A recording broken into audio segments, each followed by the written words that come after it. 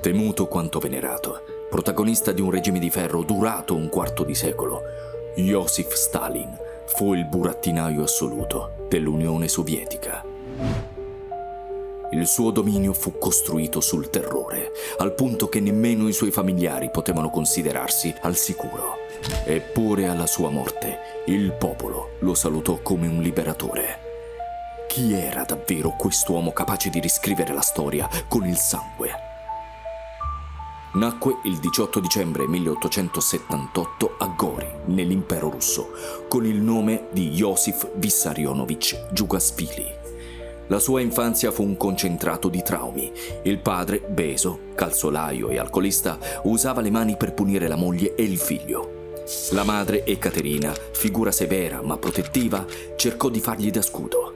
Fino all'età di 9 anni parlò solo georgiano e mantenne per sempre un forte accento anche dopo aver imparato il russo. Cresciuto in una cittadina segnata dalla violenza quotidiana, assistette da ragazzo a un'impiccagione pubblica. Un episodio che lasciò in lui un segno indelebile e generò un odio profondo verso l'ordine zarista. Fu iscritto a una scuola ecclesiastica, dove dimostrò intelligenza brillante e memoria prodigiosa. Cantava nel coro e concluse gli studi 2 anni prima del previsto, nel 1894. Grazie a una borsa di studio entrò nel seminario teologico di Tiflis. Ma lì non fu la Bibbia a conquistarlo. Furono i testi di Marx ed Engels. Si dichiarò ateo e abbracciò il marxismo e aderì al Partito Operaio Socialdemocratico Russo. Le sue posizioni radicali gli costarono l'espulsione dal seminario nel 1899. Fu allora che nacque Koba, il suo primo alias, un nome ispirato a un eroe georgiano che rubava ai ricchi per dare ai poveri. Lavorò per un periodo all'osservatorio meteorologico di Tiflis, ma la sua vera attività era altrove. Organizzava scioperi, scriveva per la stampa socialista e arringava le folle. Nel 1901 si trasferì a Batumi, città portuale sul Mar Nero, dove divenne un agitatore politico sotto le bandiere dell'RSD-LP. Uno sciopero in una raffineria lo portò all'arresto e a una condanna di 18 mesi, seguiti alla deportazione in Siberia. Tra il 1901 e il 1913 fu arrestato 6 volte. Ogni volta riuscì a fuggire, usando documenti falsi e astuzie degne di un romanzo. Ma nel febbraio del 1913 fu catturato di nuovo e mandato a Turukhansk, la zona più ostile della Siberia. Un esilio che lo indurì fino al cinismo assoluto. Intanto, nel 1906, aveva sposato Ekaterine Kato Svanidze, da cui ebbe un figlio Jakub l'anno dopo. Ma il fuoco rivoluzionario lo teneva sempre lontano. E quando la giovane moglie morì di tifo nel 1907, Stalin si lasciò andare a una frase glaciale e spietata. Questa creatura ha ammorbidito il mio cuore di pietra. È morta. E con lei sono morti i miei ultimi caldi sentimenti per l'umanità. Il figlio fu affidato ai nonni materni. Nei decenni successivi Stalin ordinò l'arresto e la fucilazione di gran parte della famiglia di Kato, incluso il cognato che gliel'aveva fatta conoscere. Nel 1911, vivendo in un remoto villaggio georgiano, ebbe un secondo figlio, Konstantin, nato dalla sua padrona di casa. Non lo riconobbe mai. Già nel 1903 il Partito Operaio Socialdemocratico Russo si era spaccato in 2. Menscevichi da una parte, bolscevichi dall'altra. Stalin, colpito dalla determinazione di Vladimir Lenin, scelse quest'ultimo fronte senza esitazioni. Negli anni immediatamente precedenti alla Prima Guerra Mondiale, Iosif Djugašvili, conosciuto ancora come Koba, soprannome ispirato al fuorilegge leggendario georgiano, si affermò come figura chiave tra i bolscevichi. Le sue azioni, spesso ai margini della legalità, come le rapine per finanziare la causa rivoluzionaria e la sua abilità oratoria nelle agitazioni operaie, gli valsero l'attenzione e la stima di Lenin. Fu proprio quest'ultimo, colpito da quel meraviglioso georgiano, a promuoverlo nel 1912 nel comitato centrale del partito.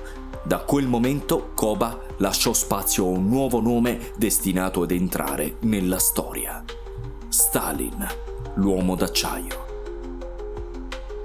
Con lo scoppio della guerra nel 1914 lo zarismo cominciò a vacillare. Sconfitte sul fronte orientale, crisi alimentari, infrastrutture al collasso e crescente malcontento popolare innescarono un'escalation di scioperi e proteste. Il 15 marzo 1917 la situazione precipitò. Lo zar Nicola II fu costretto ad abdicare, ponendo fine a 3 secoli di dominio della dinastia Romanov. La monarchia era caduta, sostituita da un fragile governo provvisorio. Un anno dopo, la famiglia imperiale venne sterminata. Nel frattempo Stalin, ancora in esilio siberiano, fece ritorno a Pietrogrado. Assunse la direzione di Pravda, il quotidiano dei bolscevichi, e inizialmente scelse una linea collaborativa con il governo provvisorio, cercando di espandere l'influenza del partito. Tuttavia, con il rientro di Lenin, che definì la rivoluzione imperialista e attaccò la linea moderata di Stalin, cominciarono le prime frizioni tra i due. Durante la repressione delle proteste nel luglio del 1917, molti leader bolscevichi furono arrestati. Stalin sfuggì alla cattura e contribuì alla fuga di Lenin in Finlandia. Quando, nell'ottobre dello stesso anno, Lenin spinse per un'insurrezione armata, Stalin fu tra coloro che approvarono la svolta. Il 23 ottobre il comitato decise formalmente per l'azione. 2 giorni dopo, guidati militarmente da Trotsky, i bolscevichi presero il controllo di Pietrogrado, abbattendo il governo provvisorio e dando inizio al regime sovietico. Lenin, ora al comando del Consiglio dei Commissari del Popolo, affidò a Stalin l'incarico di commissario per le nazionalità, ma la rivoluzione aveva già generato i suoi nemici. Con l'esplosione della guerra civile, Stalin venne inviato a Tsaritsyn, la futura Stalingrado, come commissario politico per la difesa. Fu lì che il suo volto più brutale si manifestò apertamente. In contrasto continuo con Trotsky, arrivò a ordinare che i sostenitori del rivale venissero imprigionati su una chiatta che poi affondò nel Volga. Una morte lenta e atroce. Nel frattempo, il Partito Operaio Socialdemocratico Russo aveva assunto il nome di Partito Comunista e Stalin, forte della fiducia di Lenin, scalava posizioni. Nel 1922 fu nominato segretario generale del Comitato Centrale, una carica che gli avrebbe offerto un potere immenso. Ma proprio in quell'anno si aprì la prima vera frattura tra i due. La Georgia, terra natale di Stalin, aveva ottenuto un'autonomia temporanea dopo la rivoluzione. Tuttavia, quando nel 1922 tornò sotto il controllo sovietico, Stalin si rese protagonista di una repressione brutale contro i leader locali, che vennero giustiziati. Lenin, già malato, reagì con rabbia. A fine anno, colpito da un ictus, dettò un testamento in cui metteva in guardia contro l'eccessiva durezza del compagno georgiano. Stalin è troppo rude. Diventa intollerabile in un segretario generale. Ne chiese la rimozione. Stalin ignorò l'avvertimento, anzi, mentre Lenin peggiorava, aggravato anche dal violento attacco verbale che Stalin rivolse a sua moglie, si rafforzò ulteriormente. Quando Lenin morì, fu Stalin a portare simbolicamente la bara del leader, inaugurando il culto della personalità attorno al defunto rivoluzionario. Rinominò la città di Pietrogrado in Leningrado e fece sì che ogni attacco contro di lui diventasse per riflesso un tradimento della memoria di Lenin. Ormai Stalin aveva spianato la strada alla propria ascesa definitiva. Il suo principale rivale, Trotsky, venne gradualmente isolato. Nel 1927 guidò l'opposizione dichiarata, che Stalin sedò con espulsioni e, per Trotsky, in Kazakistan.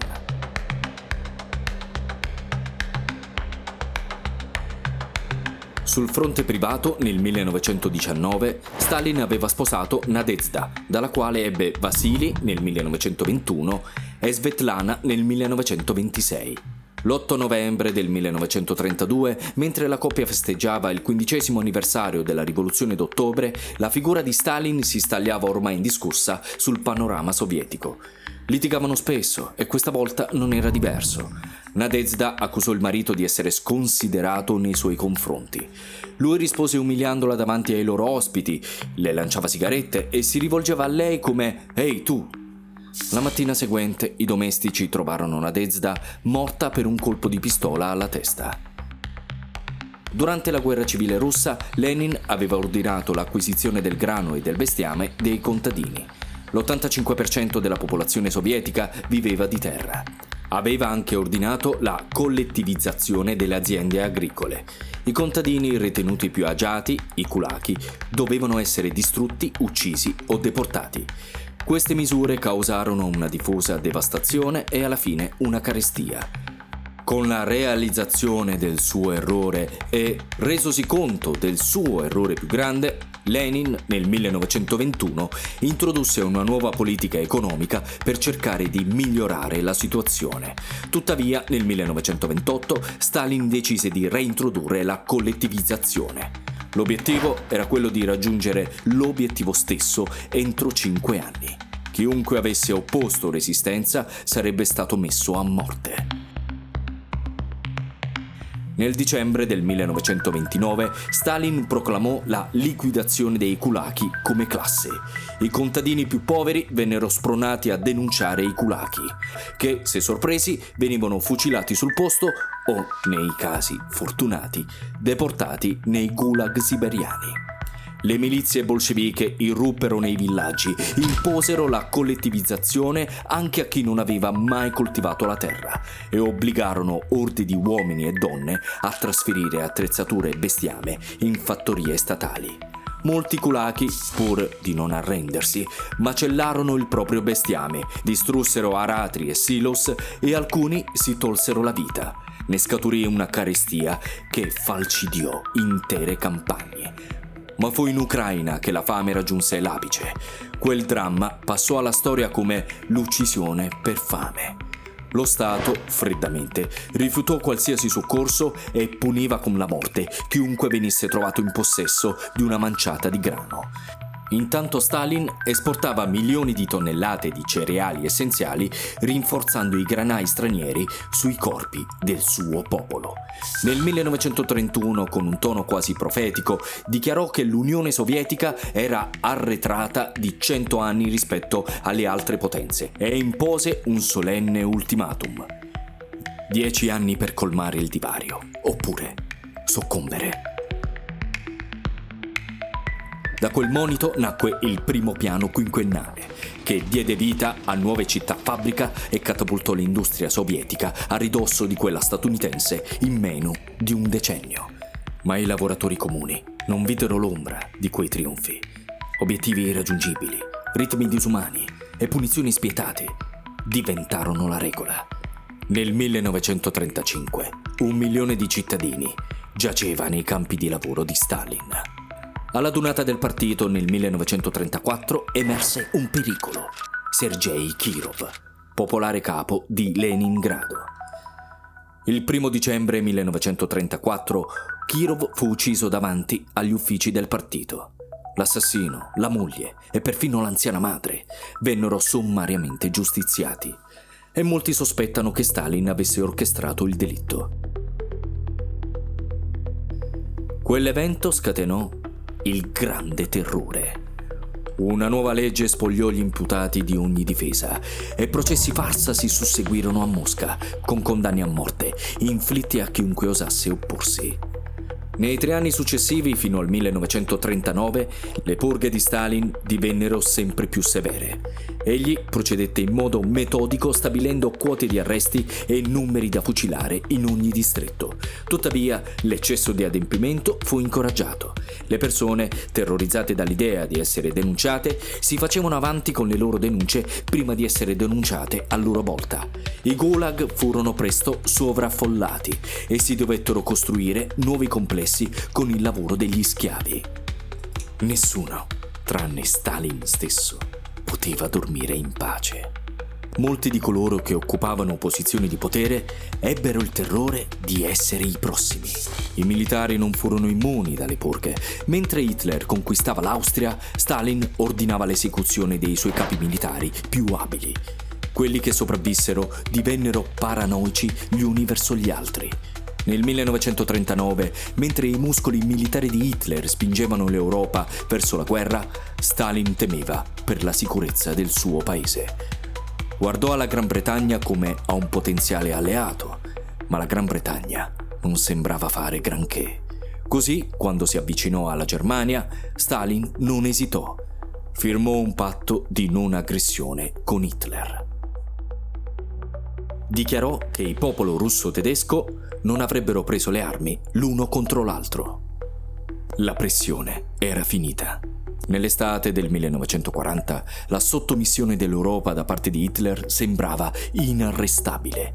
In meno di 2 settimane le sue armate di Panzer e Blitzkrieg avevano attraversato il Belgio, l'Olanda e la Francia. Ora iniziava a guardare a est. Stalin, tuttavia, non poteva credere che il Führer si sarebbe rimangiato la parola data. Ma il 22 giugno 1941 accadde esattamente questo. Le truppe naziste attraversarono il confine polacco e invasero l'Unione Sovietica. Smolensk cadde il 16 luglio. Il 26 giugno, appena 4 giorni dopo l'inizio dell'attacco, 400.000 soldati sovietici erano intrappolati nella tenaglia tedesca intorno a Minsk, una roccaforte chiave sulla strada per Mosca. Il 29 giugno a Mosca giunse la notizia che la città di Minsk era caduta. Era passato solo una settimana dall'inizio dell'invasione tedesca. Di questo passo i tedeschi si aspettavano di arrivare a Mosca entro un mese. Fu a questo punto che Stalin sembrò finalmente comprendere l'enormità del disastro. Inveì contro i suoi generali, facendo piangere lo stoico capo dell'esercito Zhukov. Ma poi Stalin crollò. Gemette. Tutto è perduto. Stalin fu condotto alla sua villa alla periferia di Mosca. Lì si accasciò sconvolto sulla sua poltrona. Il giorno dopo non entrò al Cremlino e non rispose alle telefonate. In sua assenza nessuno osò prendere decisioni o firmare documenti. Improvvisamente si creò un vuoto agghiacciante nel cuore del potere. Gli storici sono divisi sulla mentalità di Stalin in questo periodo. Alcuni ritengono che stesse giocando un gioco pericoloso con la sua cerchia ristretta, osservando e aspettando di vedere che avrebbe cercato di prendere le redini in questo momento di crisi. Altri ritengono che fosse vicino ad un esaurimento nervoso. Quello che Stalin dovette affrontare non fu solo una sconfitta militare, ma il crollo di tutto ciò per cui aveva lavorato in Russia. Finalmente il 30 giugno il Politburo si recò alla dama di Stalin. Lo trovarono ancora seduto sulla sua poltrona. Li guardò, stanco e nervoso, e chiese: «Perché siete venuti?» Sospettava un colpo di Stato.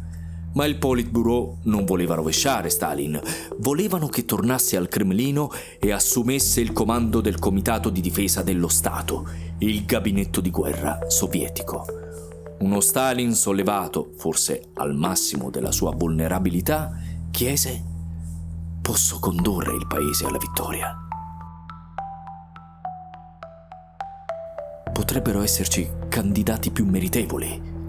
La sua risposta arrivò rapidamente: «Non c'è nessuno più degno».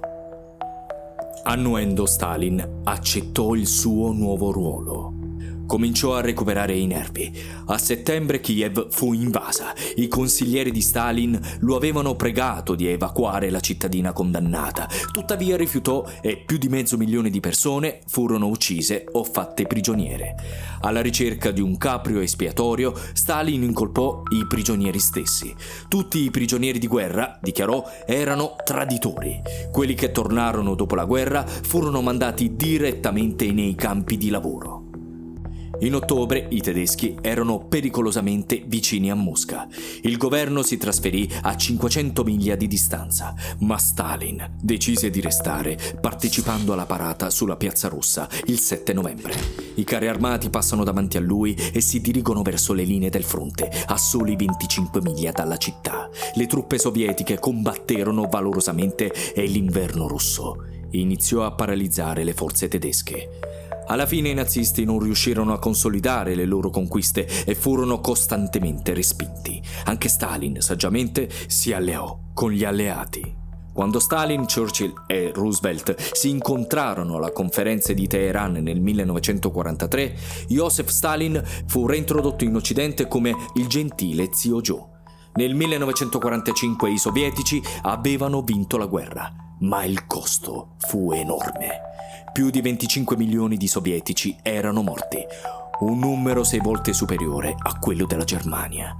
Stalin giurò di non permettere mai più alla Russia di essere così vulnerabile. Alla conferenza di Yalta nel 1945 gli alleati si riunirono per discutere del mondo post-bellico. Stalin chiarì che l'Europa orientale sarebbe rimasta sotto il suo controllo. Gran Bretagna e Stati Uniti, tuttavia, non erano contenti delle azioni di Stalin in Europa orientale. Winston Churchill dichiarò che una cortina di ferro era scesa sul continente. La guerra fredda era iniziata. In patria Stalin era ancora più popolare di prima. I russi, riconoscenti, speravano che la grande vittoria di Hitler avrebbe spazzato via la miseria del passato. Purtroppo però la guerra aveva solo distratto, non cambiato, Joseph Stalin. Anche se le folle lo adoravano, egli era convinto che tutti lo stessero cercando. Migliaia di soldati di ritorno furono inviati nei campi di lavoro. Molti intellettuali e medici ebrei furono processati e uccisi. Nel 1949, in occasione del 70° compleanno di Stalin, le immagini del grande leader furono proiettate nei cieli di Mosca. Il suo occhio onniveggente era onnipresente, ma i danni della vecchiaia lo stavano raggiungendo. Dopo una grande festa, il 28 febbraio 1953, Joseph Stalin ebbe un ictus paralizzante. Nei giorni successivi, morì lentamente per soffocamento. Joseph Stalin morì la mattina del 5 marzo 1953. Il suo funerale fu un'orgia di dolore. I sovietici non potevano immaginare di andare avanti senza il loro dio e padre. Ma andarono avanti. 3 anni dopo la morte di Stalin, il suo eventuale sostituto, Nikita Khrushchev, tenne un discorso straordinario durante una sessione a porte chiuse del 20° congresso del partito.